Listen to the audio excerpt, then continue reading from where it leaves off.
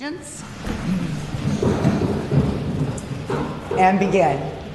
I pledge allegiance to the flag of the United States of America and to the republic for which it stands, one nation, under God, indivisible, with liberty and justice for all.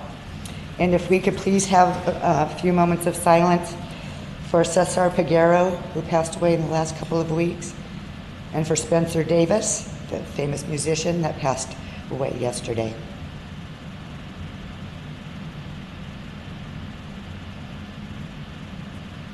And since we won't be having another council meeting till after the election, I just pray that no matter how the election turns out, that the United States of America stays a very peaceful place as we adjust to whatever changes will be coming forward. And I hope all of you are registered to vote and will vote by November 3rd. Thank you.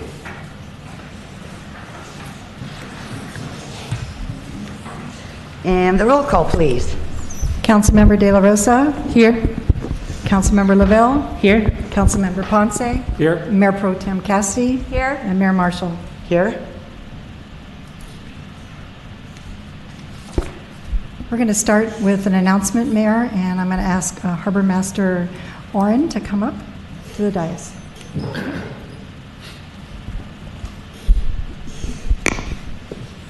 Okay, Madam Mayor, members of the City Council, as you know, on Thursday, September 24th, many that were in Avalon Harbor witnessed a harbor patrolman having a medical emergency aboard his patrol boat, which resulted in the capsizing of the patrol boat and the rescue of the officer. I stand with you today to commend the efforts of 2 Harbor Patrol officers involved in the rescue and to recognize those that participated in the rescue of our patrolman. William, if you would please stand. Greg Warner could not be here tonight. I would like to read a letter of commendation into the record. I'm sorry, Oren, could we have him come up a little closer to you so he can be in the camera as well? Thank you. Dear Harbor Patrol Officer William Flickinger, on September 24, 2020, at approximately 14:52 hours, an Avalon Harbor Patrol officer aboard Patrol Boat 3 suffered a medical emergency, incapacitating the officer. Boaters observing the scene put out calls over the VHF radio for someone to help the distressed officer. Dispatch was immediately notified. Responding patrol boats observed as Patrol Boat 3, while still in reverse, filled with water and capsized, trapping the officer underwater. You and Harbor Patrol Officer Greg Warner were first to arrive on scene. You acted quickly, William, jumping into the water and pulling the trapped Harbor Patrol officer out from under the boat. The injured officer was quickly transported to waiting medical units on shore. The officer was then transported via Los Angeles County Helicopter 18 to the mainland where he was treated. The Harbor Patrol officer survived because of your actions and the actions of supporting EMS units. William, I have worked with you for over 20 years, and I've always been impressed with your ability to handle difficult circumstances, especially in life and death situations.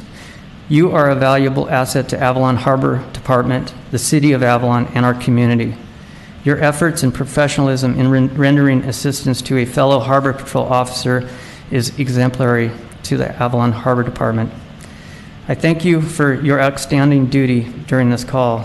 Sincerely, Oren Karstarfin, Interim Harbor Master. I have a letter for you, William. Greg is not here to accept his, and I'll give it back to you, City Council. Okay, thank you, Harbor Master Oren. You're not.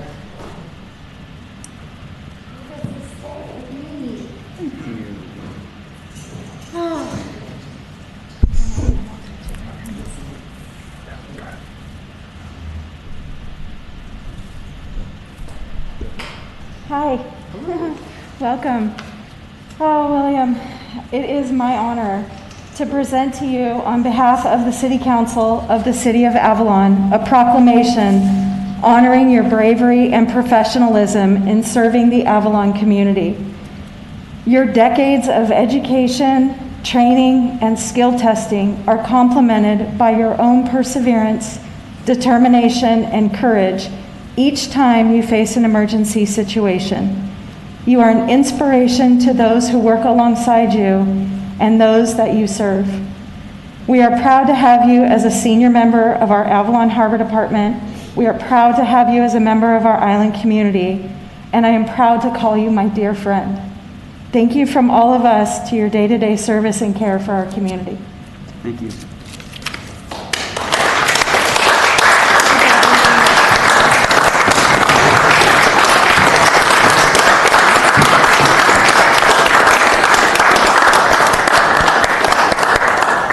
Thank you very much, everyone. And I just want to say thank you for Kelby and his deckhand for getting there so quick. Thank you.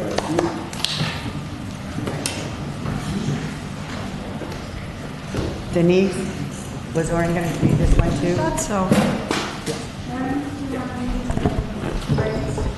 Yes. Like William pointed out, there was others on that call, and I'm sorry I failed to mention them. But I would like to just quickly say that I personally like to recognize the Avalon Fire Department, Chief Krug, Captain Alegria, and Engineer Buddy Menudo, Firefighter Cisneros. Los Angeles County Station 55 Captain Fry and Engineer Bob Combe. Los Angeles County Baywatch Captain Steve Powell and Lifeguard Paramedic Roberts. Also, Los Angeles County Sheriff's Department, John Hawking, Sergeant Greg Kelly, and Deputy Doug DeCesar. All these people were phenomenal in making the results of that call come out the way we wanted them to. The crew of the Wicked, Captain Kelby, Boone, and Justin MacArthur, their quick action and the fact that they saw what was going on and decided to be a good Samaritan and come in and help, and they provided quick assistance with their inflatable boat. Without their help, it would have been a tremendous effort to get the officer out of the water. So I really appreciate their help, and also the crew of the Catalina Flyer. They all deserve recognition. Thank you. Oren?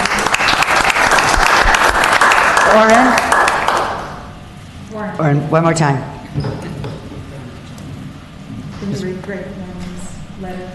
Read Greg's letter? Yes. Okay.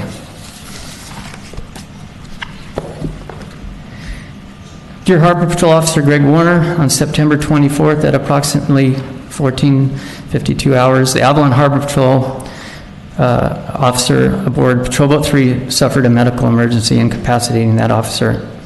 Boaters that observed the scene called over VHF, and obviously the boat filled with water and capsized. Greg Warner and Harbor Patrol William Flickinger were first to arrive on scene. Greg acted quickly, providing support to the patrol officer Flickinger, who had jumped into the water, rescuing the officer. The officer was quickly transported to waiting medical units on shore. The officer was then transported via Los Angeles Copter 18 to the mainland, where he was treated. The Harbor Patrol officer survived in part because of your quick actions and the actions of supporting EMS units. Your efforts and professionalism in rendering assistance to fellow Harbor Patrol officer is exemplary to the Avalon Harbor Department. Thank you for your outstanding duty on this call. Sincerely, Oren Karstarfen, Interim Harbor Master. Thank you very much. Thank you.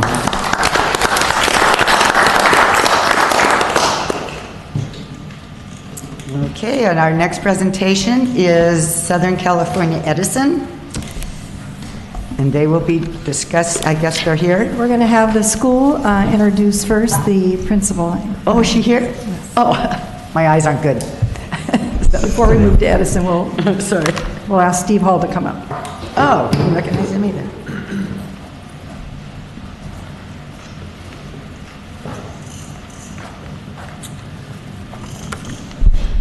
Good afternoon, and thank you for this opportunity. I'll be very brief.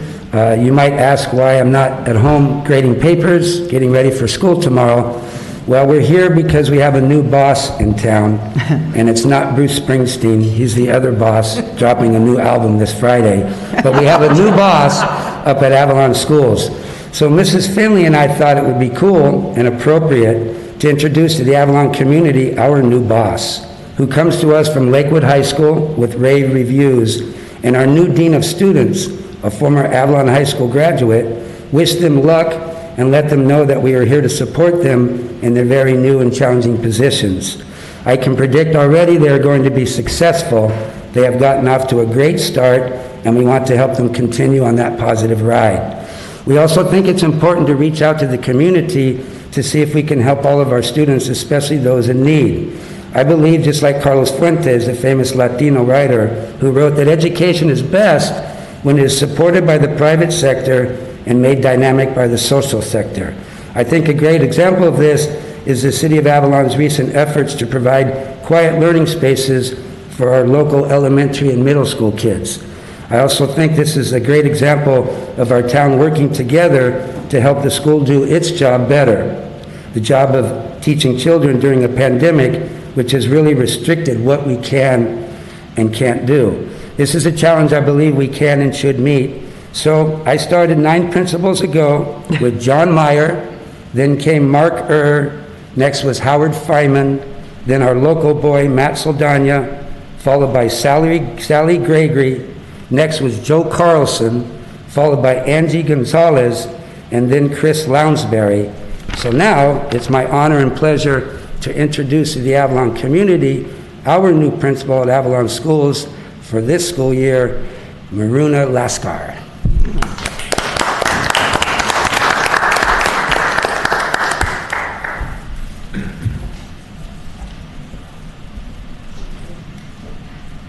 Good evening. I'll keep this very short. It's wonderful to be here and officially meet you. My name is Miruna Lascar. As Mr. Hall mentioned, I come from Long Beach Unified from Lakewood High School.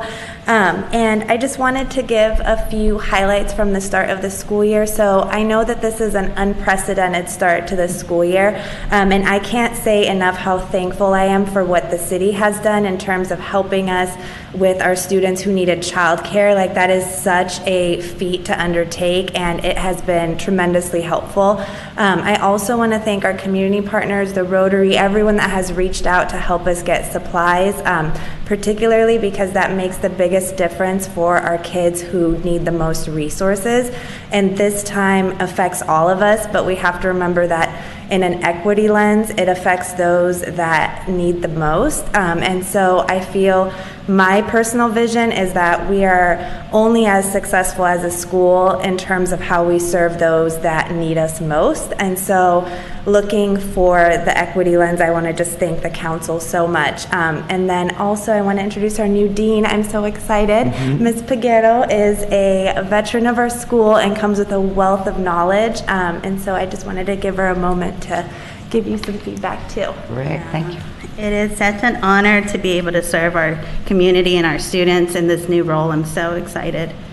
Some of the things that we've been working on and really kind of putting a lot of effort into is making those connections with students. As we said, not starting the school year the way we had hoped for, bring some new challenges. We've been able to reach out in creative ways, trying to figure out what their need is, what support do they actually need.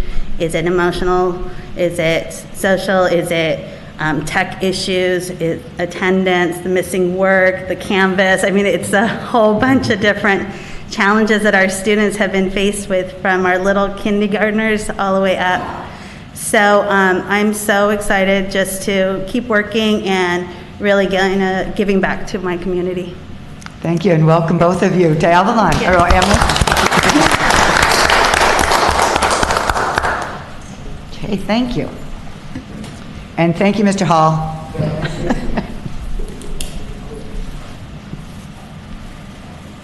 Okay, our next presentation will be Southern California Edison. They will be filing a general rate case, and they wanted to make a presentation to the community. Many of us have already seen what they have to say, and it's Good evening. Can you hear me? there she is. Hi. Hi. Good evening, Madam Mayor, Mayor Pro Tem, and members of the council. This is Adam Young with Southern California Edison.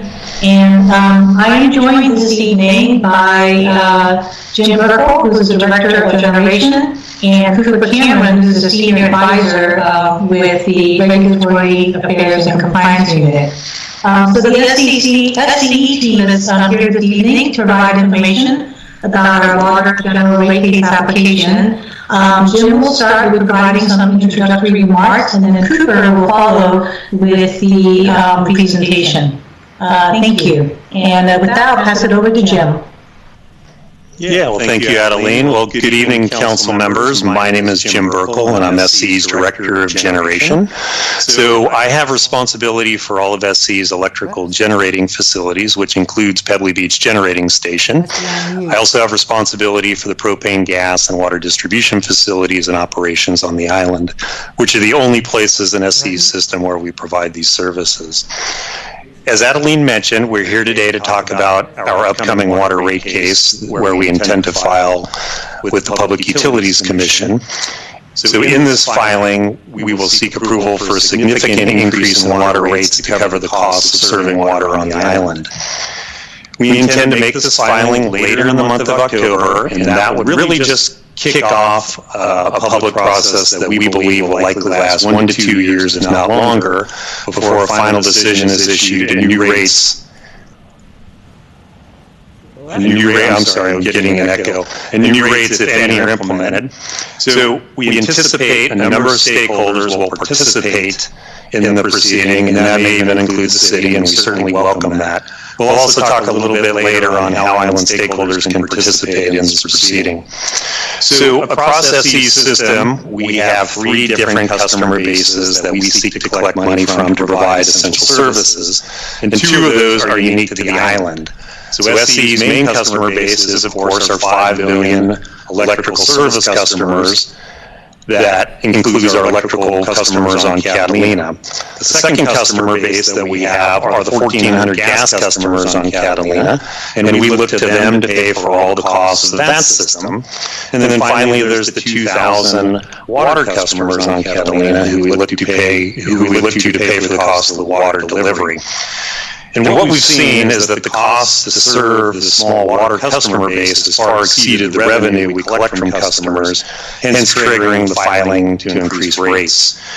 The relatively large water system needed to serve the expanse of the island, as well as the need to serve the island's 1 million annual visitors, and finally the significant drought cycles the island faces all contribute to the high cost to serve the island. But by regulation, we can only look to collect those costs from our 2,000 water customers. So very briefly, I'll hit the high points of the filing, and then Cooper will walk us through the details, and then we'll open it up for questions. So, as I said, we intend to file a new water rate case by the end of the month, and in it we will seek to recover costs from past route and capital improvements that we made from 2012 through 2019. The filing also requests operating expenses and needed capital investments from 2020 through 2024 to maintain safe and reliable water service. So there's really 3 key aspects to the filing, and that includes proposals to 1, increase the annual revenue requirement from island water customers to 9.3 million from 4.1 million today. So this represents a 127% increase, but we'd also seek to phase that in over 5 years. Now that's an average increase, and it differs by customer class, and Cooper will go through the details of that. Second, we are also proposing to shift $29 million of what we consider extraordinary or one-time water costs to SCE's 5 million electrical customer accounts. Now, I just mentioned a minute ago that we really are not by regulation allowed to transfer costs between the different rate bases, but we don't think it solves, and we don't think the customers on Catalina can afford to pay these rates. So we're really looking to shift some of that cost to a broader electrical service customer accounts. And finally, 3, we would seek to increase the discount that our low-income customers receive from the current 20% to 32.5%. So those are the main components of what the filing contains, but it's also important that we tell you what this filing does not contain. And that's the very significant cost that we're currently incurring of the pipeline remediation work that's ongoing across the island and is largely focused on the Two Harbors pipeline. So this work is necessitated by the need to remove both in-service and out-of-service water pipeline that uses coal tar wrap around the outside and then an enamel interior coating, both of which can contain PCBs. So the work is ongoing, but we anticipate a separate filing with the California Public Utilities Commission for that work. But we'll keep this group informed before we make any additional filings. So we recognize that this is not welcome news, and especially so in light of the impact that COVID-19 has had on island residents and businesses, which we know has been very significant. However, as I said, this filing really only kicks off what we believe will be a multi-year process, and we're doing it because the current cost recovery model is unsustainable, and we hope this process will result in a more sustainable spreading of water costs to serve the island. So that concludes my remarks. We'll hand it over to Cooper, who will walk us through the details, and then we'll open it up for questions. Thank you, Jim, and good evening, everybody. My name is Cooper Cameron. I'm a senior advisor in SCE's Regulatory Affairs Department, and I'm responsible for case managing various regulatory proceedings in front of the Public Utilities Commission.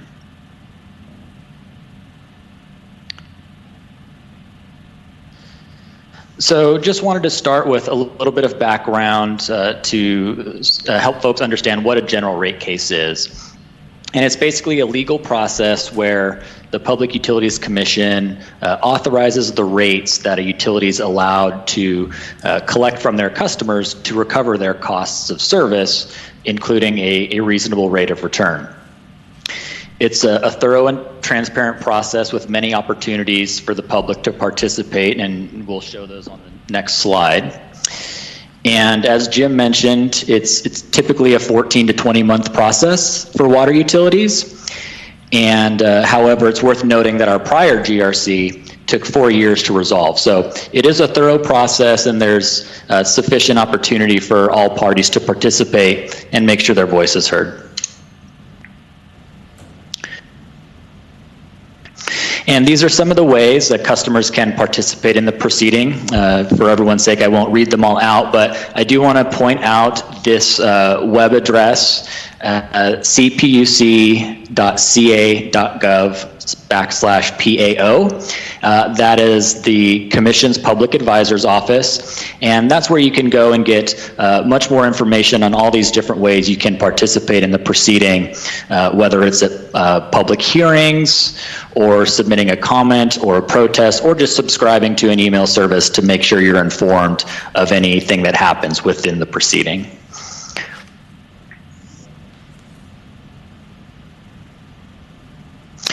And a little bit more background on the cost recovery history on Catalina. So since acquiring the water, gas, and electric utilities in 1962, Edison has submitted 4 general rate cases for its water utility operation. As you can see, there have been pretty significant increases in the past, spread out over many years in between GRCs. So, while our current filing isn't abnormal in the context of these prior GRCs, as Jim mentioned, it's not a very sustainable cost recovery model. And so in this case, we're looking to reset that and establish, reasonable rates moving forward. And since the last GRC, don't need to remind folks on the island that we've been impacted by numerous events, none more so than the drought that lasted on the island from 2012 through 2019, which was when we ultimately lifted all stages of our water rationing plan last year. And we've also done some environmental remediation work that was completed, between 2014 and 2015, but is also ongoing, as Jim mentioned. And now an overview of the general rate case that we're planning to file at the end of the month. So there's really 4 buckets of costs that we're seeking to recover. It includes an operating expense update for just normal routine operations and maintenance. It includes a capital forecast for capital projects we need to execute from 2020 through 2024 to maintain safe and reliable service, but also to satisfy our commitments to the DWR in the grants that we were awarded from them. Also recovering historical capital expenditures for projects that have been completed since the last GRC and are currently serving customers, as well as 2 memorandum accounts that are tracking lost revenues and also incremental operating expenses due to the drought. And how does that balance across water and electric customers? So really the operating expense increase and the forecast capital expenditures are what we're proposing to recover as part of that $9.3 million revenue requirement. As Jim mentioned, we're proposing to phase that in over a 5-year period. And the historical, environmental, and drought costs, so that includes a portion of the historical capital expenditures and both memorandum account balances. We're proposing to recover those amounts in electric rates, as well as the deferred revenues as a result of phasing in the revenue requirement over the 5-year period. So those are the 3 categories of costs we're proposing to transfer for recovery in electric rates. We'll get into the water bill impacts on the subsequent slide, but it's worth noting that in transferring that $29 million over for recovery in electric rates, since we can spread it out across Edison's 5 million customers, it would only cost the average residential customer $2.28 for the whole year, or for an average care customer of $1.56 across the whole year. So, not a big number for transferring a significant portion of costs that otherwise we would have to recover, propose to recover in water rates. And in reaching this proposal, we considered multiple alternatives, and over the last couple of years have had various stakeholder engagement meetings with members of the island and got their feedback. And so, we're not proposing a boat fee, which was something that was previously considered. We feel this is the best way for us to proceed with recovering the costs while establishing a fair and reasonable revenue requirement for recovery from water customers. This slide shows what the 5-year phase-in of the revenue requirement will look like. So there would be a 25% increase in year 1, followed by subsequent increases of 20%, 17, 14, and 13% through 2026.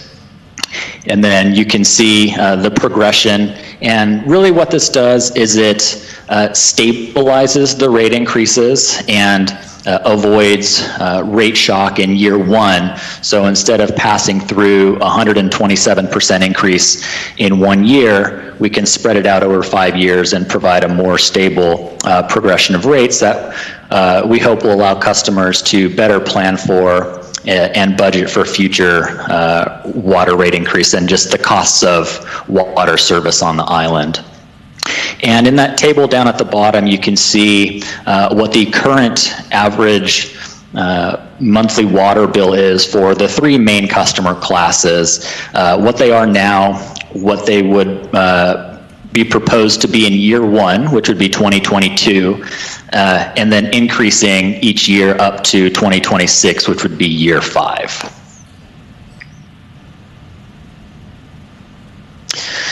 So in addition to recovering the costs of service, there are other issues that are being addressed in the general rate case. One, obviously is a concern, which is the affordability of essential service. And Edison has what's called a conservation rate structure, or 3 increasing blocks of rates. And really what we're required to do is ensure that that first block of water, which covers essential use for residents, is available at an affordable rate.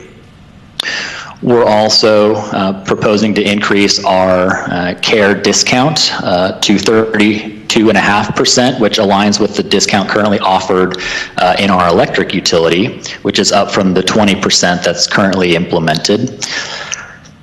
Maintaining the CARE program name is just something that addresses a recent commission decision which required utilities to move away from the CARE program name. However, we feel since it's been implemented on Catalina and customers are familiar with it and can, it's synonymous with rate assistance programs that SCE offers.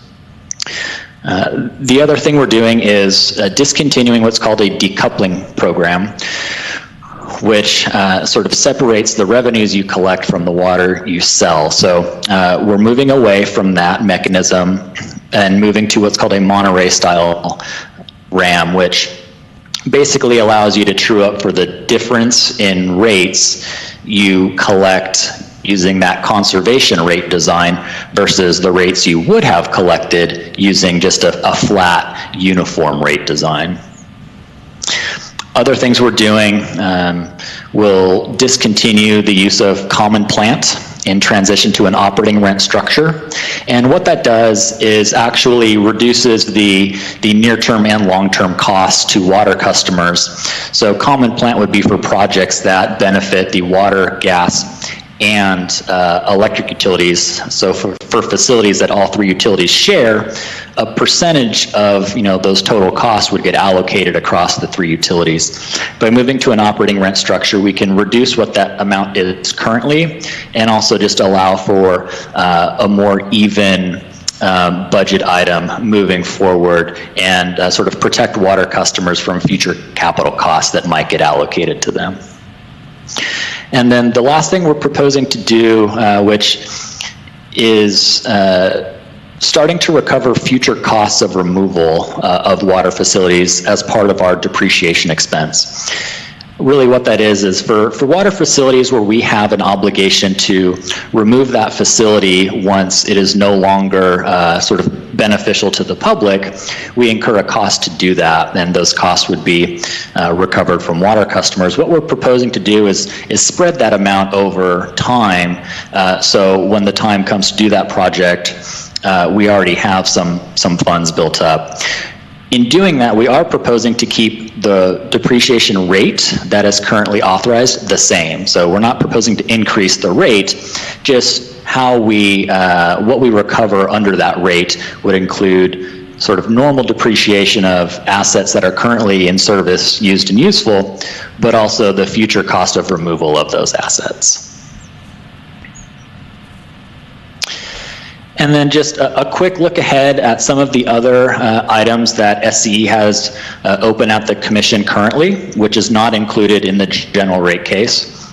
So that first sub-bullet, the sales forecast update and RAM MCBA true-up, which we'll likely be submitting in November. That is our decoupling program that is currently in place. So until we sort of go through the GRC process and the Commission either approves or rejects our proposal to move away from that, it's still in place. And so what that does is it just updates the sales forecast and trues up for the prior year revenue over or under collection. And so that's actually a rate change that folks will be seeing in 2021, but much smaller amount. And additionally, we have an application open that requests a memo account to track and record costs related to some of the system-wide assessment work related to the Two Harbors pipeline. That is not something we've been authorized yet, but the proceeding is still open for that request, and we expect a decision in that case by the end of the year. And I believe that is the end of the slides that I have, so I will turn it back over. Thank you, Cooper. Thank you, council members, for the opportunity to share this information with you. I just want to say that this process is starting, and we do encourage members of the public to participate in the process and to submit comments to the CPUC, because ultimately the CPUC will be the one making the decision. With that, thank you again for the time. Thank you all. Thank you, Jim, Cooper, and Adeline. Let me go to Assistant City Manager. Do you have any questions? I have no comments at this time. Okay. Does council have any questions or comments? I just wanted to see, there was a question that came up when we were presented the information on a call previously that myself and Jim Lujan were on with the team regarding the CPUC's wariness about spreading out increases across ratepayers from different backgrounds, from spreading out a water fee onto the electrical bill, right, which you're trying to recoup $29 million from. Was there any further discussion after our call about that, and any concerns? What happens if the CPUC doesn't agree to that? What would that look like? Right. Jim? Yeah, so this is Cooper. I can respond to that. So we did discuss that a little bit, and pretty much what we feel we've done is presented a reasonable case, and basically, it's up to the commission as the regulator to make the ultimate determination as to what is reasonable to collect from water customers, as well as what is reasonable potentially to collect from a broader customer base. So really, we are somewhat at the mercy of the commission in that regard. So throughout the case and throughout the proceeding, there will be a lot of discussion and information shared, and when the commission makes their decision, they will sort of direct SCE's action with that. Yeah, Cooper, that's right. Jim here. I would just add that the commission is going to be very focused, in my opinion, on rate impacts to the customers, so they're not going to be blind to that. So I think this is why it's really important that island stakeholders get involved in the process. But ultimately, as Cooper said, we're a regulated entity, they are a regulator. Whatever decision that they make, we will implement. Right. And then the only other question I had was, is there an instance of other utilities increasing over the span of 5 years a utility by 120%? Yeah, so actually, in our 2006 water GRC, we had an overall increase of, I believe it's about 240% that was phased in over a 4-year period. So there's actually precedent within SCE of doing that. And it's one of the tools that we have to help smooth that impact, just recognizing that it's too substantial an increase to pass through in a single year. Is there anyone outside of SCE and outside of Catalina that has had to do that, though? 120% increase over 5 years? I can't cite any specific water companies, but there are other small water companies that the commission regulates that have similar issues to SCE, though on a smaller scale. So while I can't cite to any one, there are similar challenges that water utilities face across the state. Thank you. Cooper, this is Annie. So when you're talking, one of the last things you talked about was the 2 harbors, the pipeline to 2 harbors, and that is for those. How does that affect Avalon?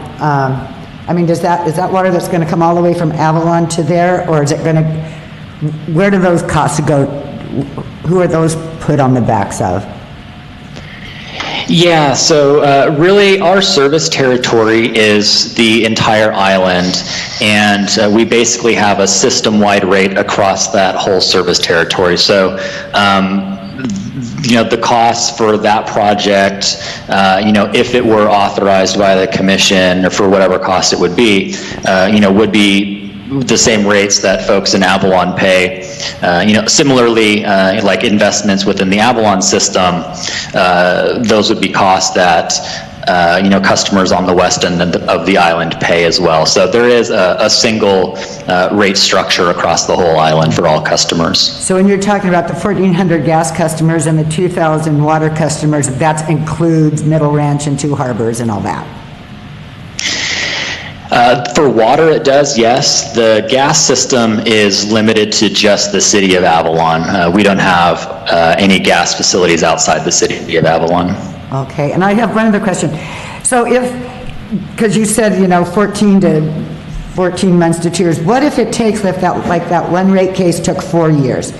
So if it took that long, how does that impact what the monthly rate would be, or how did you allow when you made these cost estimates or these projected costs and rates?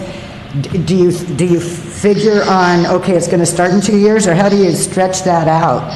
Because it seems like that there would be some impact there of some sort, and I don't know what it is, but. Yeah, so what it does is we basically forecast what our revenue requirement will be in a future year. And that year, for the purposes of this general rate case, is 2022. So basically those bill impacts are assuming the proposed revenue requirement as phased in over the 5 years, starting in 2022. Right, but if it doesn't start till 2024 because of delays, then we don't feel the impact of that until 2024, and it's the same numbers? Yeah, so basically, we can't implement anything until the commission authorizes it. Right. And so depending on the timeline of the proceeding, any number of things could happen, but really there will be no rate increase associated with the GRC until it's authorized by the commission. Right, okay. Thank you. Okay. Council members? Yes.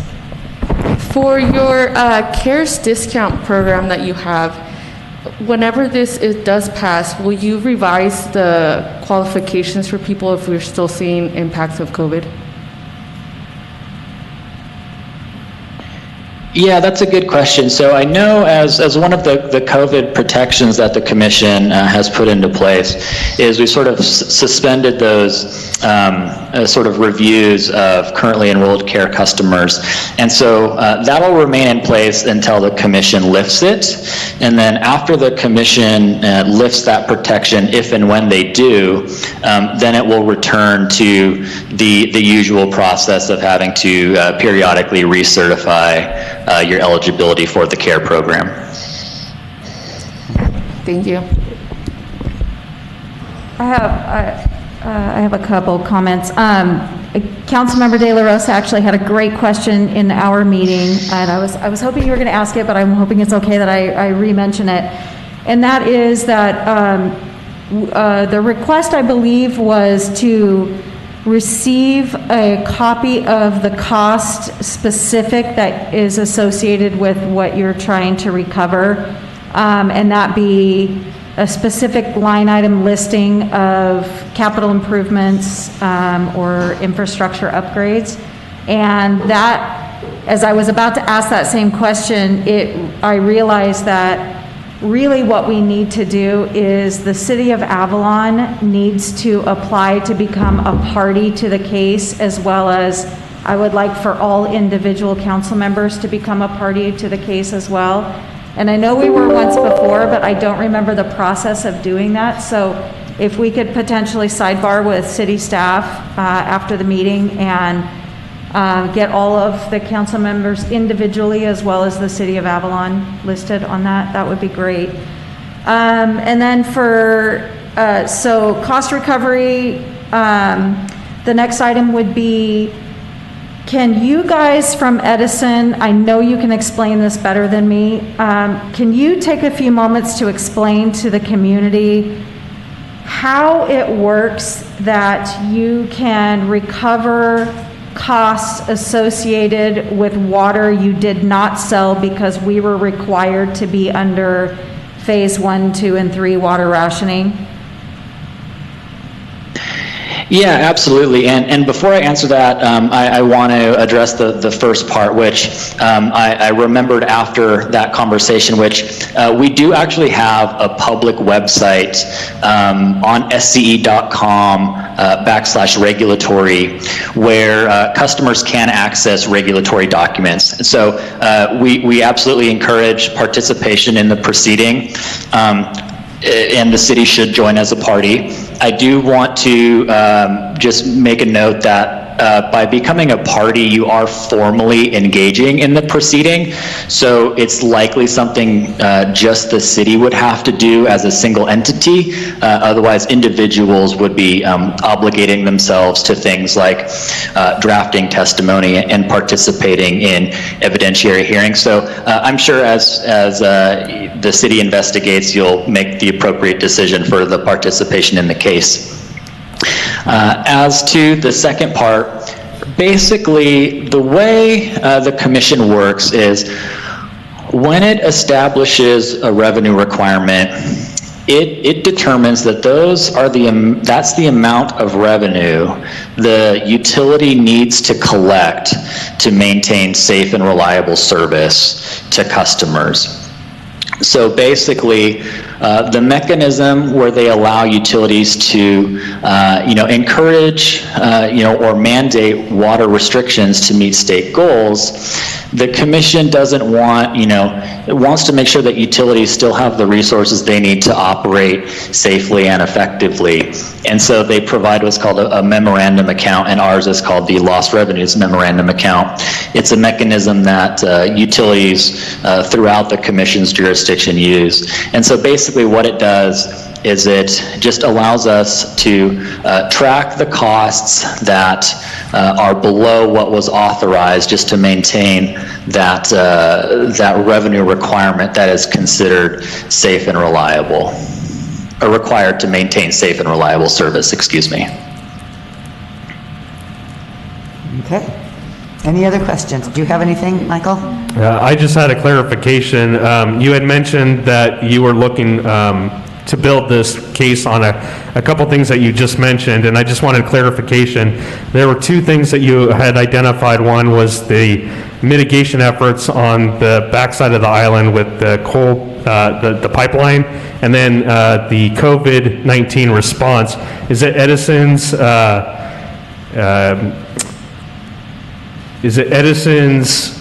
thought process to package those into a future rate case once this one has gone through the proceedings in about 4 or 5 years as well? Yep. Yeah, I mean, really, it's too early to say exactly what we'll do or when, but those would likely be requested for recovery in some future proceeding at the commission. Whether it's a general rate case or a standalone application. And then one last comment from Cindy here is Annie had mentioned just the costs associated with the pipeline to Two Harbors, and we've had lots of conversations over the last 6 years.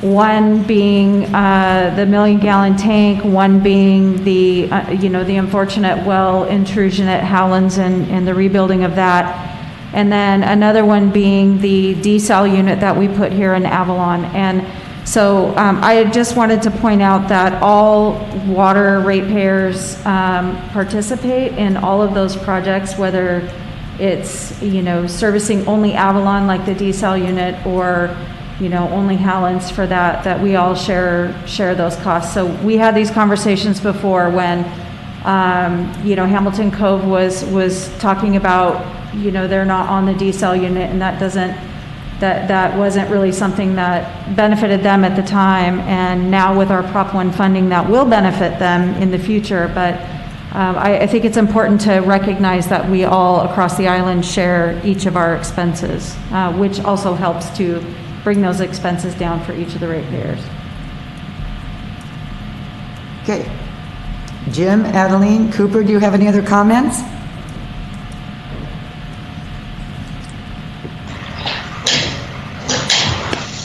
But not answered, and that had to do with the details, the cost details that will be in the filing.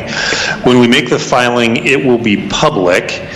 And I think it has in the main body, and certainly in all the appendices, it'll have all the details of the costs. And I'll ask Adeline if we can get you guys a copy of that filing when we make it or just after we make it? Sure, we can send that to you when we get it. Yeah, and I will say that if the city joins as a party, we will serve that documentation as a party in the proceeding. And am I correct in believing that the application is maybe hundreds of pages? It's not a small document, is that correct? That is correct. Okay. All righty. Well, there's no further questions? Just one. Oh, Councilmember Lavelle. Sorry, just one more question, guys. I'm on the regulatory page. There's a general rate case information for a 2021 GRC. Is that an old case it looks like that was settled already? Will the new one be up there soon, or will that not be on there until you actually file it? Yeah, so that I believe is our electric general rate case. Okay. It won't show up on the commission's website until after we file, and what's called the docket office will issue a proceeding number, and we'll actually put that proceeding number on the public notice, so the folks can go into the website and search for that proceeding number and get all the documentation related specifically to the water general rate case. Okay, and that'll be on your website as well, right, Cooper? Yes. Okay, thank you. Okay. Well, thank you. And I also don't know, but Adeline Yoon will be leaving us in November. We want to thank her for being our representative and coming to our meetings. I think the new is Vic Knoll is the new gentleman that will be coming. Is that correct, Adeline? Yes, I will be back on my very last day, and I will introduce my successor, Vic Knoll. And I look forward to doing that. Okay, thank you. All righty. Okay, if there's nothing else, we will say thank you and happy Halloween. Okay. Thank you. Thank you all. Thank you. Thank you. Mayor Marshall? Yes. I did receive a message from Scott Campbell, who I forgot to acknowledge is present during the meeting on teleconference, and he said that we could become a party to this rate case, and we would need to bring this as a formal thing to the city council for your vote. So we will do that at the next meeting. Okay, great. Thank you. Thank you, Scott. Okay, do we want to get, I guess now we're going to go to any other announcements and written communications? I have no written communications, but I do just have a couple quick announcements, and that's just to remind the public that all the vote by mails that they received, there is an official ballot box down by the library, so you can start dropping those off if you haven't already, and that the casino ballroom is the official polling place, and you can start as early as Friday, October 30th at 10 a.m. till 7 p.m., and as well as all the way to Election Day, which is November 3rd. And then those hours are 7 a.m. to 8 p.m. We are anticipating putting out the RFP for the fuel dock operations and maintenance by the end of the day on this Friday, October 23rd. And it will outline the non-mandatory site walk as well as the deadline for it. And the last thing is just to remind the public that we are open Monday through Thursday now in the morning as vehicles from 8 to 12, and we're closed for lunch. And then from 1 to 5 is the commuter subsidy. Mm-hmm. Is there a reason it's a non-mandatory meeting?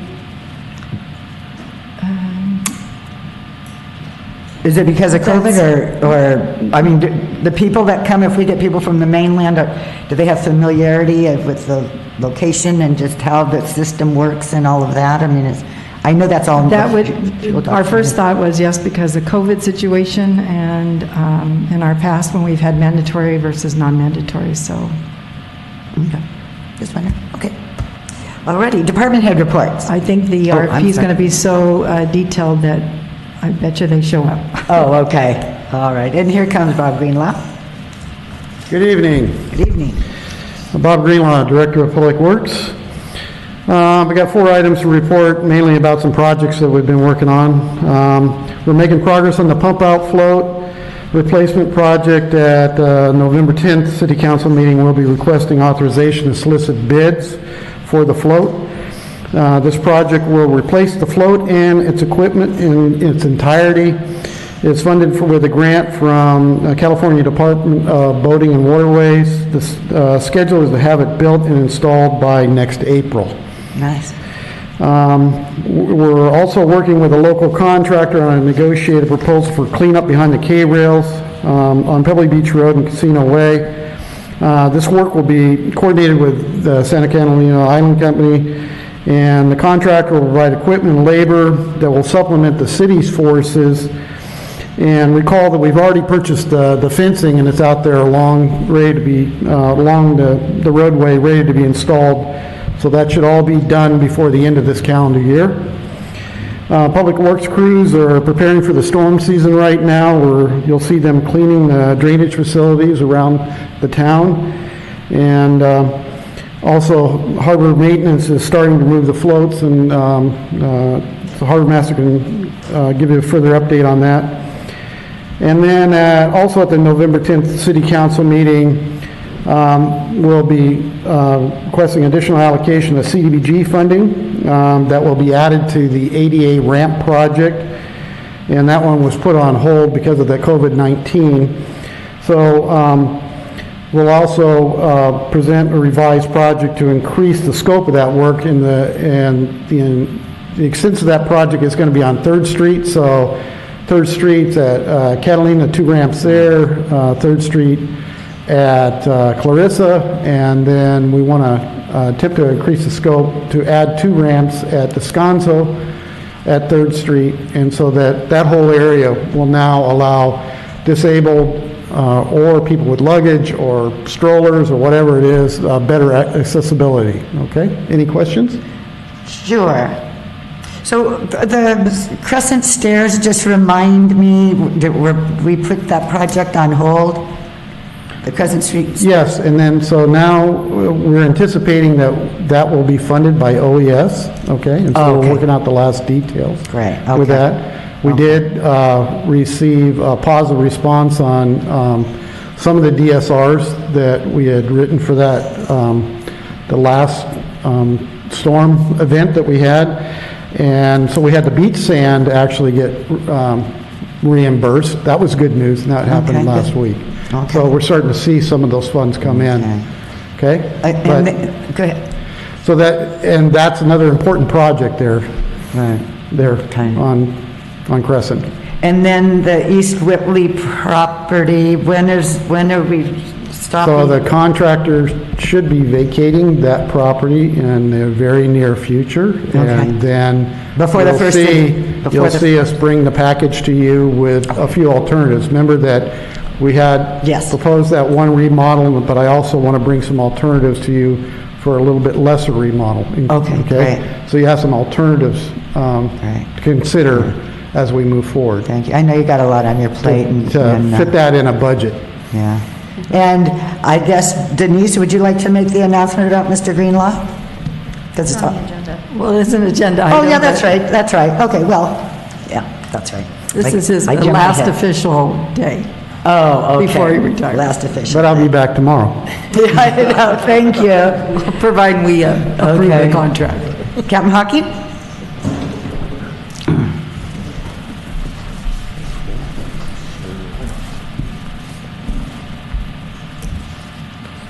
Good evening, Captain John Hawking, Sheriff's Department. And I'd just like to, last Thursday, we had a Southern California Edison emergency response drill. And it was basically first responders on the island. It was Mike Krug for the fire department, myself for the sheriff's department. And basically it was a virtual tabletop exercise. And they give a scenario if there was a pipeline emergency. How would we evacuate people from the area? How would we get first responders into the area to solve the problem? How would we shut off different valves for so the fire department could put out the fire and so forth? And each first responder agency talks about what they would do. Very informative. We do it once a year with Southern California Edison, and it's a good reminder for each responding agency on how they will handle it if something comes up. And the more you train for something like that, when and if it does come up, the better we are at basically solving the problem, the emergency when it happens. And I just wanted to thank Southern California Edison for that. And that's all I have. Anybody have any questions for me? I was just going to ask if we could maybe right at the first of the year or close to it, if we could put together an active shooter training for our new council members, a refresher for us and any new staff, city staff members that weren't able to participate in the first one we did a couple years ago? Sure, that would be great. All I need is a date and I'll make it happen. I did just put one on for Kid Ventures here in on the property here, and it was for the school teachers, and we were able to social distance, we were able to wear masks, everything, we complied with all the COVID requirements, and still able to give some good training to them, and they were very appreciative of it. Great. Just let me know the date and I'll be here. Okay. Thank you. Great. Thank you very much. Thank you. Finance Director?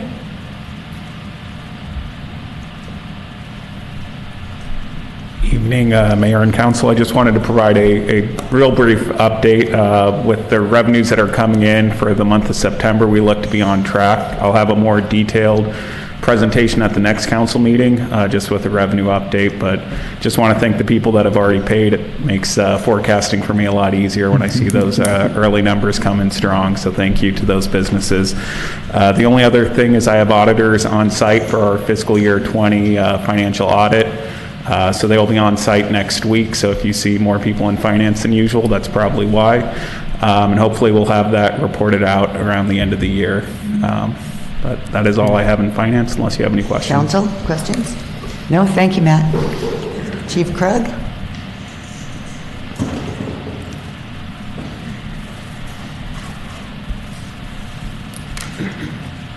Good evening, Mayor, Council, City staff. I just wanted to quickly update you. Last Wednesday morning, there was an accidental activation of the all-call siren. There was some communication work that was going on that activated the siren. We got that situation quickly resolved and then tested it. There was some phone calls to dispatch at the sheriff's station for some newer residents that weren't sure what that meant. So that, just a quick review, the all-call siren is for the reserve firefighters. That we have pagers, we have radios, we have all kinds of communication things, but the all-call siren is kind of a last resort. The good thing about it, it gets all of our reserves moving very quickly. The bad thing about it, it gets everyone in town moving very quickly to see what the heck is going on. It's not a tsunami siren. It can be pressed into service for that, but the rule of thumb with tsunamis is the earthquake is your warning. When the shaking stops, move to higher ground until you get an all clear that the earthquake hasn't triggered a tsunami. So it's a good rule of thumb that you don't have to count on anything electronic in the event of an earthquake. Move to higher ground, wait for the all clear. The siren gets tested at noon on the last Friday of every month by Tony. We try to do that exactly at noon, and it's tested twice. It's tested from the fire department and from the dispatch center at the sheriff's station. And I'd just like to also take a quick moment and remind everybody about the reverse 911 system. If you haven't already signed up for reverse 911, the Code Red system, you can go to the City of Avalon website, click on the Code Red icon, and just follow the instructions. And if you have any difficulty navigating that, feel free to give me a call and I'll help walk you through it. Unless you have questions for me. No, thank you. Thank you. Questions? Thank you very much.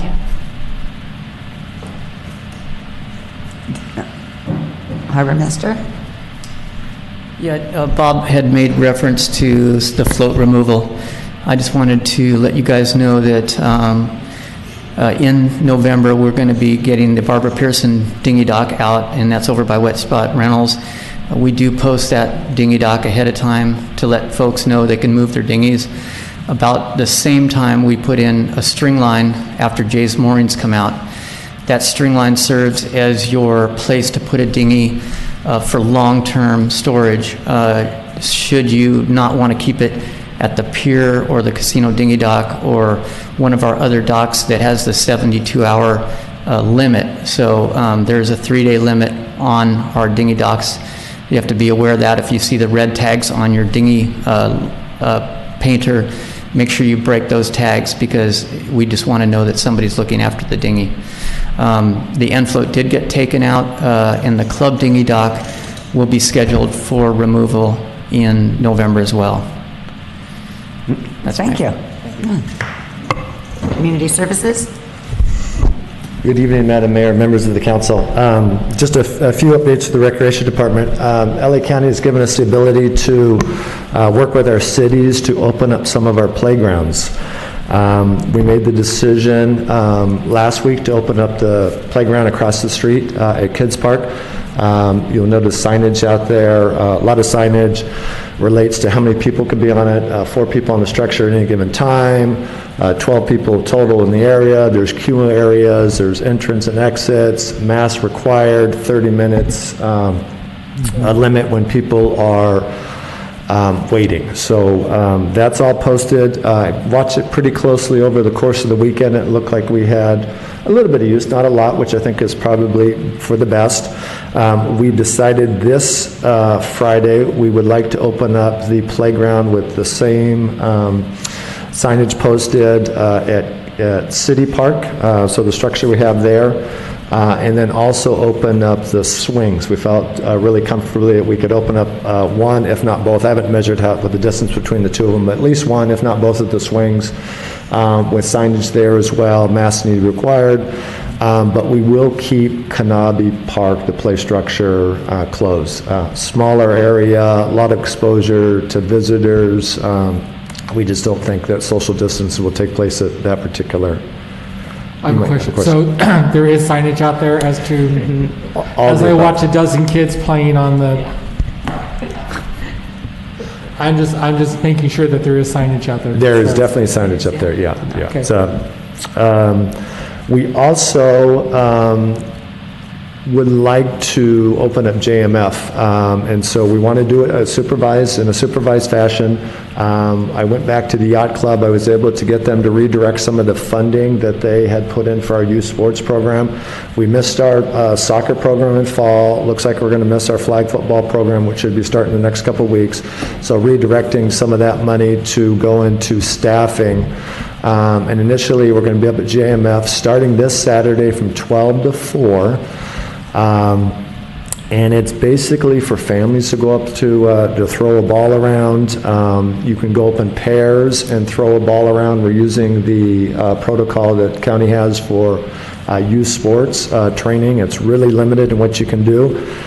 There will not be scrimmages up there, practices up there, those types of things. But we want to be able to see a family go up and fly a kite or kick a ball around. Chew and his son out here playing baseball in the park, they can go up there and do that. So that will start this Saturday from 12 to 4 with staff up there as well. Halloween is right around the corner. We've got a few things, and I just want to mention again, it falls on a Saturday.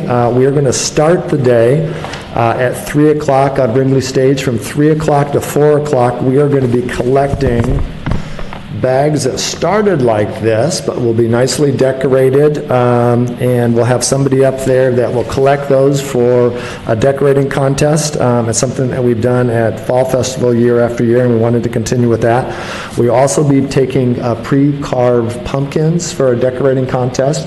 So from 3 to 4 will be the drop-off on Brinkley Stage for that. We'll have staff up there.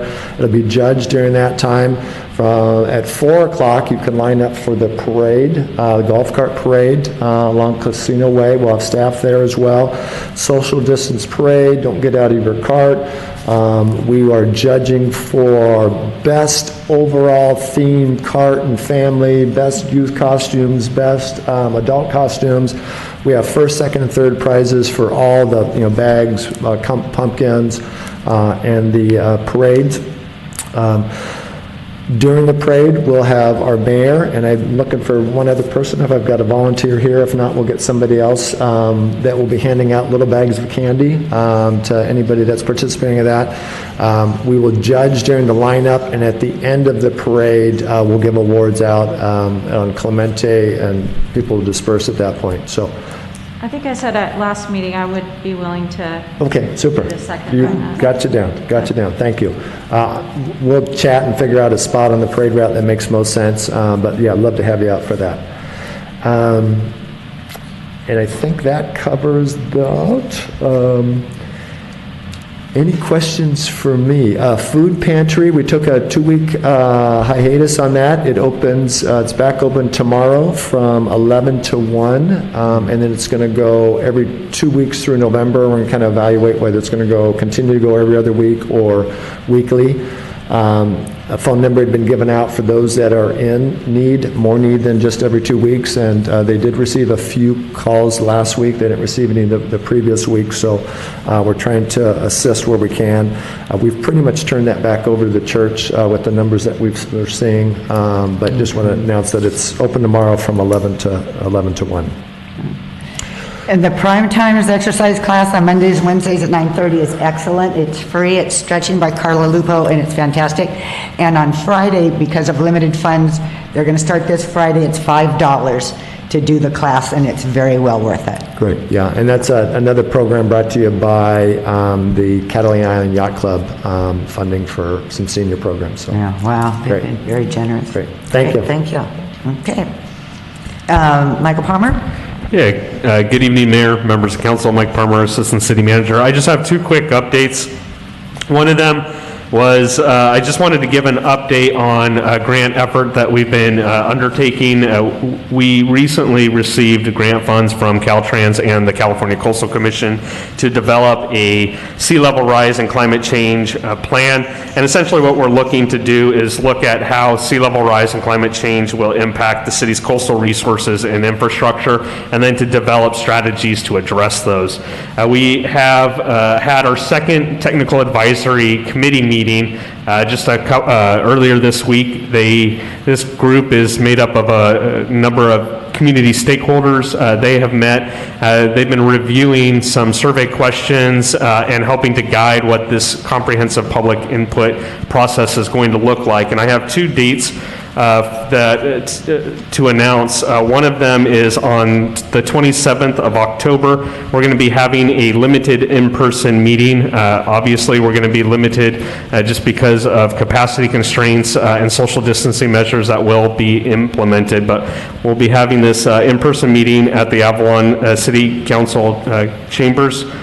It'll be from 6 o'clock to 8 o'clock, and then the following day, we'll be holding the same exact meeting, but we'll be doing this virtually. That'll be at 11:30 in the morning to 1:30 in the afternoon. And this is really going to be the opportunity to learn a little bit more about what this effort is, what sea level rise and climate change is, how it's going to impact potentially the community of Avalon, and then to help guide what the community feels should be their priorities in terms of sea level rise and climate change. So there's a number of different questions. There's a lot of different ways to provide input.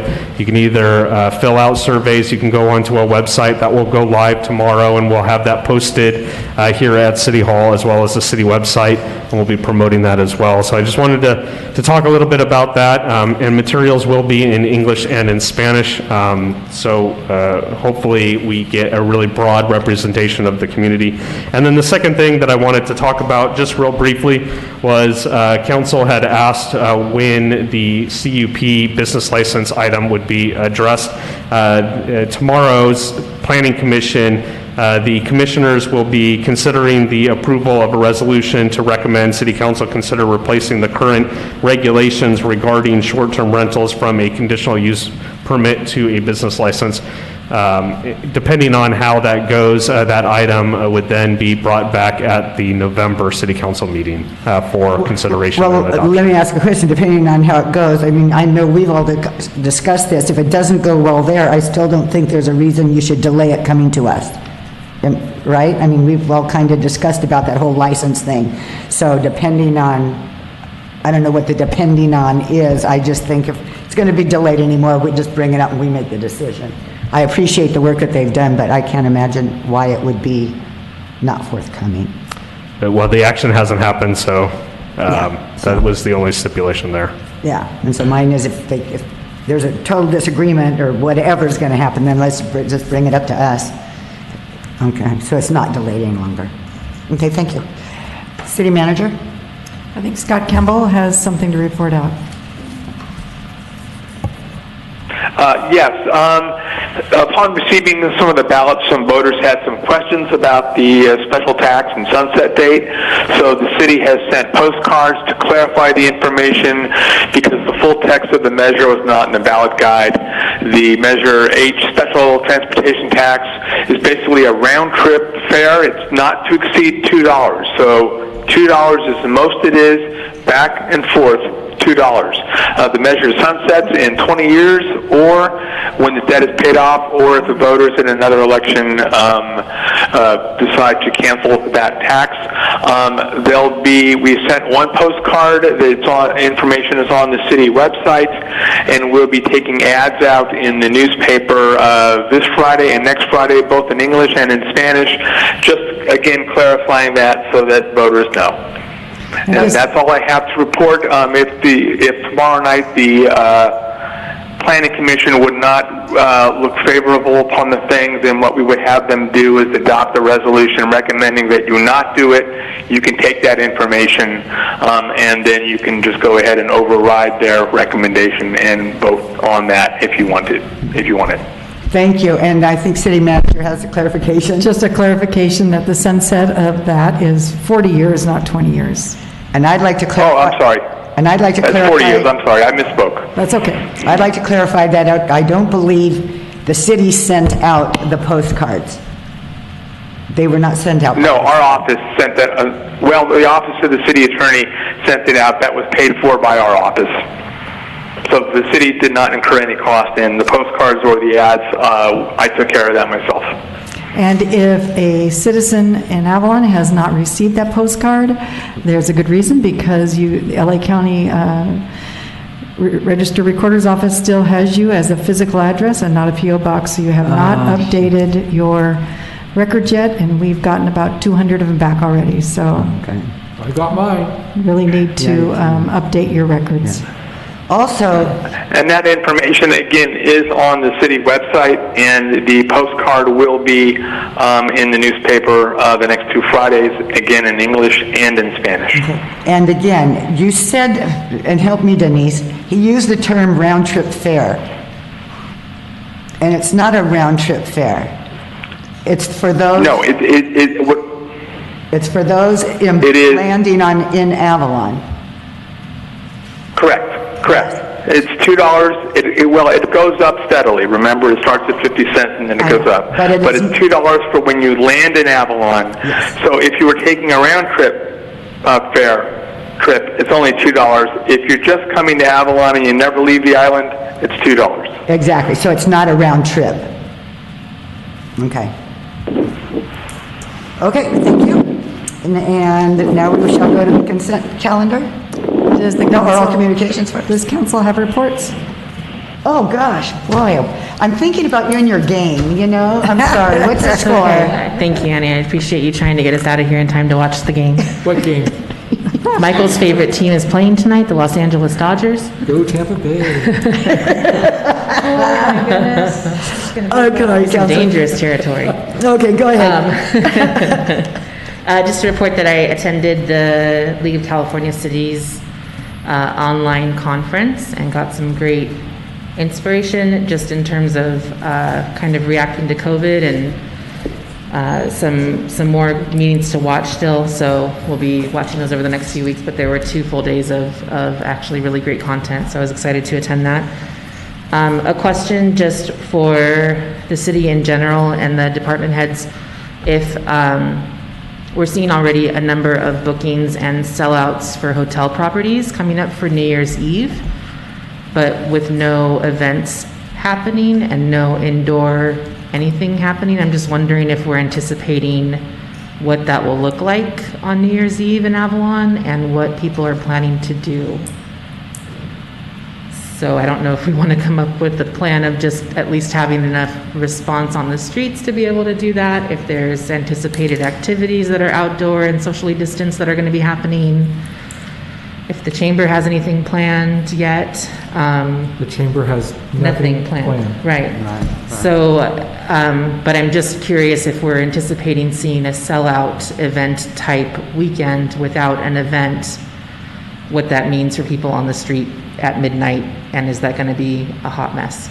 Would it be more people than we're kind of seeing now when the hotels are, other than it will be cold and they won't be able to eat outdoors? Right, but they're going to be coming to party for New Year's here. Yeah. So it's just a heads up for especially hoteliers that have public spaces in their properties that may need to look at staffing for those nights, that may need to address what that looks like, and or it's just something that popped up today literally, and realizing how full everything already is getting, and we're still several months out. People are booking as if it's New Year's Eve, even though it's not. So I don't know if we want to try to address that with having some structured something or not, so.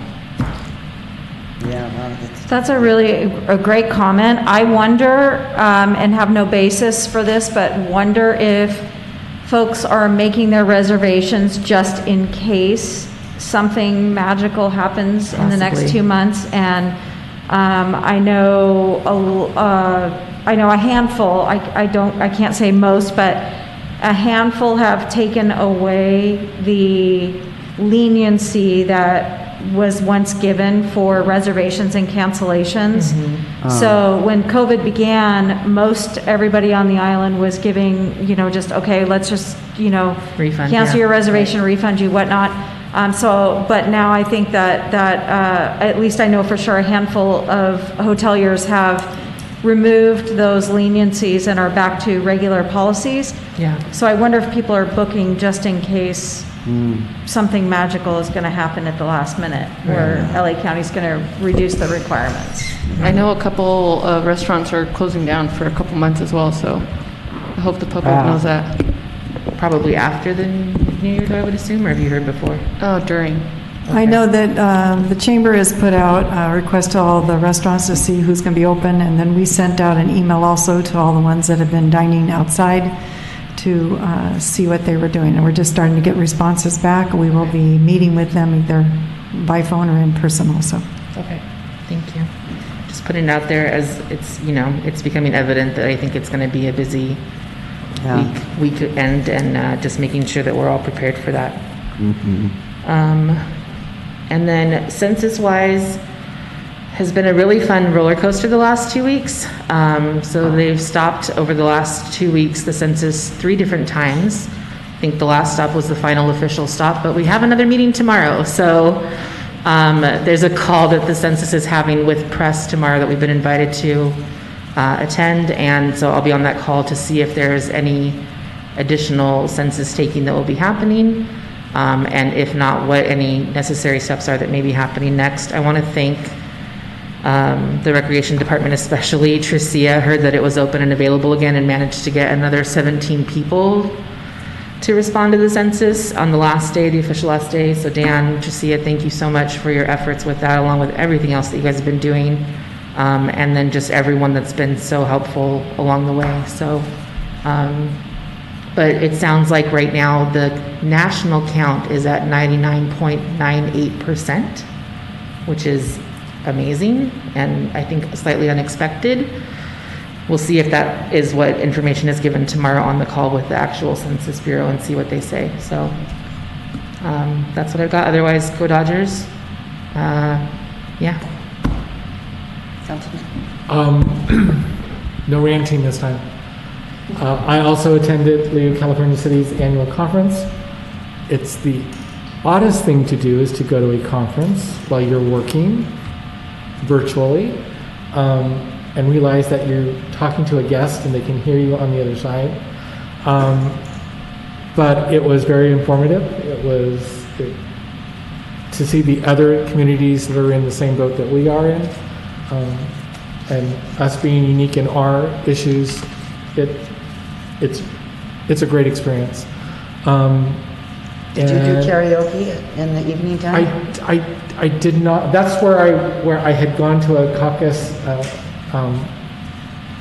reception virtually, and was also on my town hall meeting for the hospital, and realized that they could hear what I was saying in the town hall. I was trying to watch what was going on, and that's when I had to pull the plug. And then tomorrow I will be attending Contract Cities board meeting. So that's all I got. Councilman De La Rosa? Mayor Pro Tem? 2 quick things.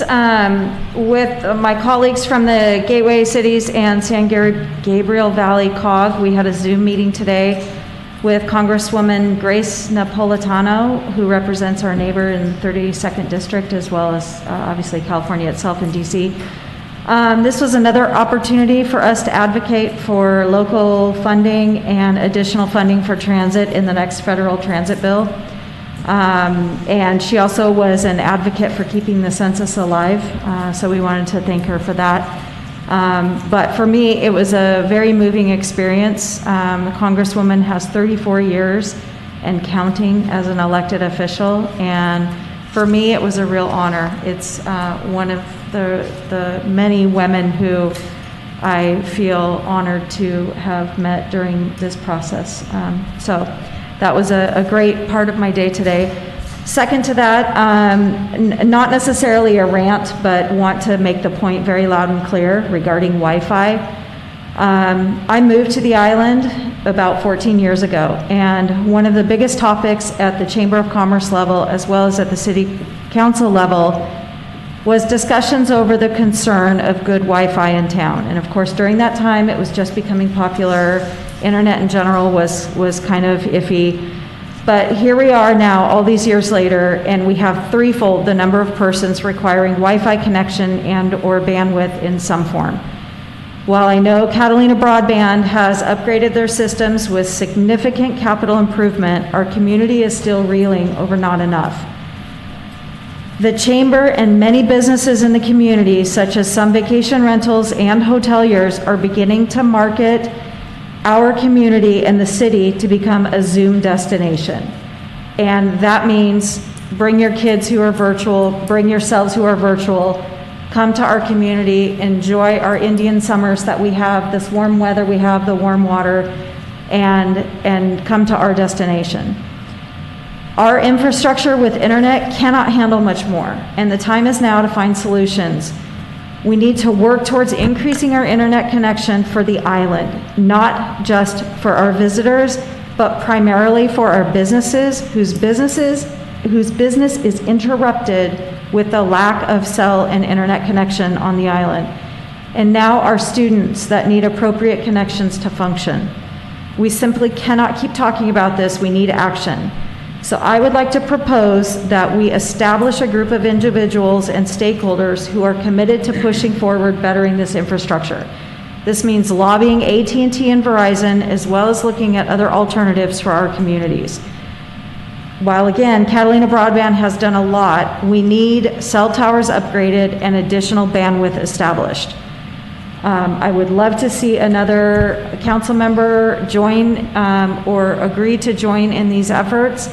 I would like to see the city take this as important as what we do for the prime timers, important as what we're doing for the students in school, as important as all of this funding that we send out in other areas. We need to move with the times, and we need to put time and effort and staff ability into bettering our internet connection. I don't want to talk about it another few years. Very well said. I'm sorry, Lisa. No, you're good. I was just going to say I'm in. And second to that, just a thing that I had actually discussed a couple weeks ago and had forgotten to bring up. I would like to ask that the City Council consider reaching out to Elon Musk's company Starlink, which is a satellite internet service made for places that can't get reliable internet. I think that we have fairly, in comparison to a lot of places, to be honest and fair, reliable internet most of the time, but it drops and it surges, and that's what causes all the connectivity issues. And I think that it makes sense to look at having something either for redundancy or for a secondary system to create competition. So I'm down, I'm in. Let me know what I can do to meet with you and others to do that. But I'd like to know as a council if we can actually ask them to do some formal presentation or provide further information for the city regarding that. And I also believe the governor is requiring that broadband companies here in the state come up with a plan to improve broadband by the end of the year. I can't remember where I saw that, but it's in part of the COVID mandates that they're requiring, but that because people are staying home, working from home, that especially those communities that are not being serviced well. So I look at it I didn't very- want to be the broadband. Yeah. And I yelling person this appreciate, time, so. I appreciate what has been done, but we are, while we are a small community, we service 1.1 million visitors a year. So we need to stop being looked at as a small community and start looking at ourselves as a large city that we service, so. And the fact that we're not, especially during the summer, we're not sold out, and to have issues on a day where we weren't sold out when in previous years on a busy day, broadband goes down. But yeah, it's something that definitely needs to be looked at. And last but not least, Mayor, you may have already had this as a reminder, but we are not having a council meeting on November 3rd, but it is being moved to November 10th, which is the second Tuesday, same time. But November 3rd being Election Day, just please exercise your right to vote on that day, and thank you for understanding the move of the meeting. And that's all I have. Okay, I also attended the league conference remotely, and there's what you need to know about municipal revenues and all of the new tax issues that are going to be on the ballot. So I've been talking to Denise and Michael. I had suggested that somebody like Michael and then Matt Baker participate in those because they can see those, and I think it's very good. There's also, I saw the one on social media, which I think we know we all need to be very careful with our social media policies and how we use our own personal devices versus the city one when we say things, because that, you can't be talking about your own policy and how you feel about that on your social media. So it's very tricky.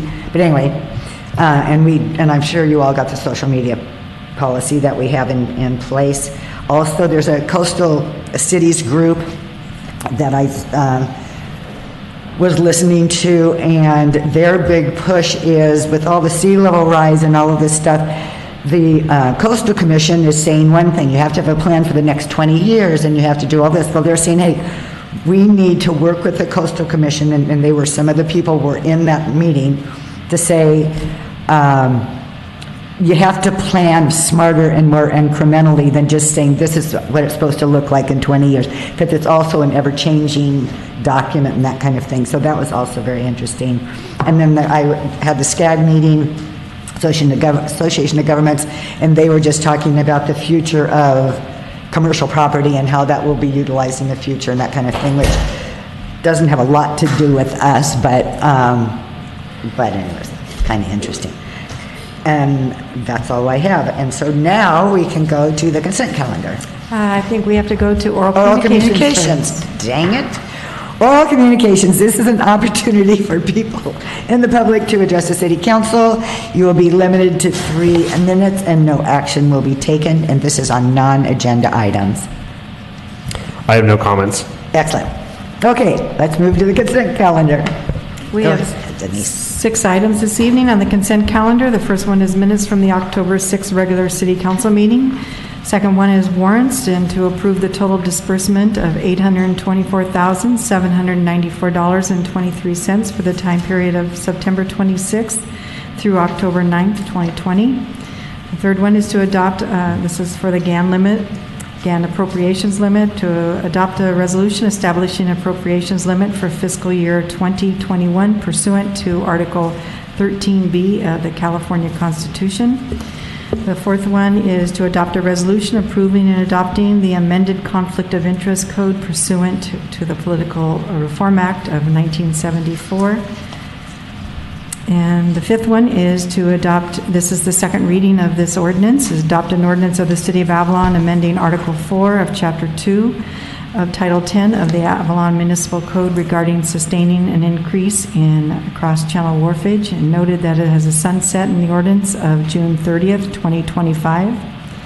6.1 is to adopt a joint powers agreement and bylaws for the California Intergovernmental Risk Authority, which permits the merger or joining of the Public Agency Risk Sharing Authority of California and the Redwood Empire Municipal Insurance Fund.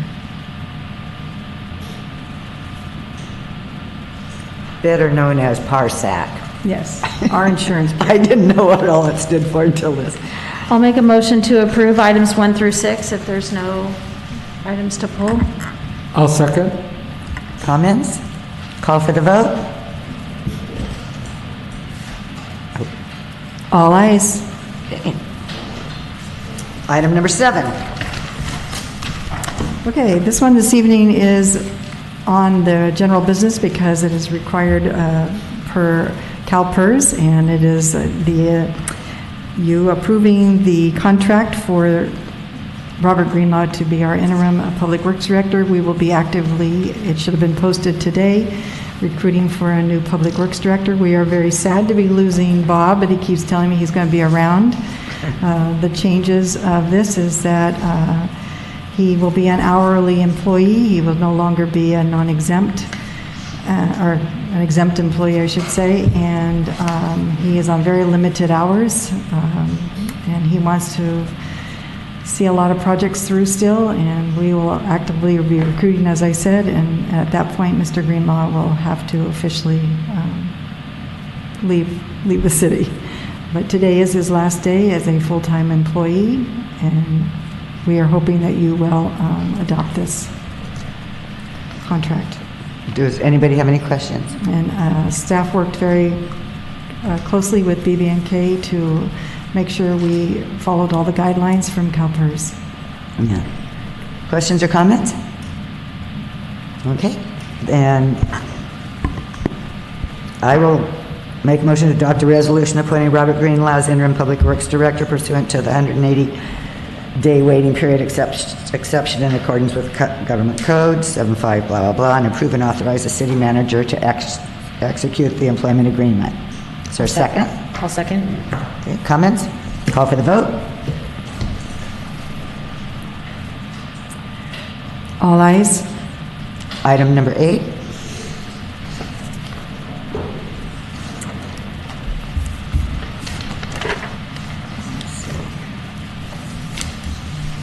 This is the contract amendment with Transportation Concepts for the Avalon Fixed Route and the Dial-A-Ride. I would like Matt Baker, because he worked closely with Audrey McDonald, who was unable to attend this evening, if you have questions on this. And staff, we gave you 3 alternatives in the recommended action, and we are, staff's recommending item A, which is to extend the contract for the transportation services for 2 years with a reduced schedule until the economy rebounds.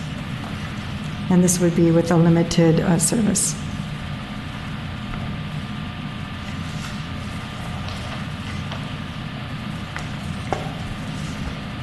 And for those of you that are out there, it would only be operating on Saturday and Sunday under the reduced one. And the Dial-A-Ride is available to anybody. It used to be just 55 and older, but we are offering it to anybody. And we have had an additional, I think Audra put in the staff report, since we opened it to everybody, only 49 residents, and most of those were for a one-time use. Yeah. Transit Concept has been a very good partner with the city in these years, and we are very appreciative of all their hard work with us, and they're very responsive every time we have a complaint, and they're totally on board, and they understand our financial situation. Well, that's nice that we have contractors that are so cooperative. Any questions? I just want to make a comment that I personally, I guess I should say, personally speaking, I think that transportation Concepts has done a wonderful job for our community. We've had a lot of hardships since the beginning of the program, and it's just, we've gotten to this point, and I feel that you guys have done a good job for our community. So thank you very much. Given the unprecedented times, I would like to do the best that we can for the city and funding, and would like to see us go with option A. But if staff has any difference of opinion, or council members, then, you know, we could discuss that further. But I just really wanted to say thank you for the service, and I'm glad to continue it, but I know we need to make some cuts everywhere, and so I think option A is a good opportunity. Do you want to make that a motion? I would be happy to, but I want to make sure if other council members. Well, we can have- always discuss it after the motion. Okay. Then I would make a motion for the city manager to authorize the implementation of option A, which is to extend the contract with Transportation Services for 2 years with a reduced schedule until the economy rebounds. And I'll second that. Further comments? And would you like to say anything, Transportation Concepts? As they're coming up, I'll also just echo the sentiments. We've had an opportunity to. Rich Rogers, Transportation Concepts. I'm the Chief Operating Officer. You know, we've been with you guys serving the community for almost 5 years now, and we look forward to the next 2 years.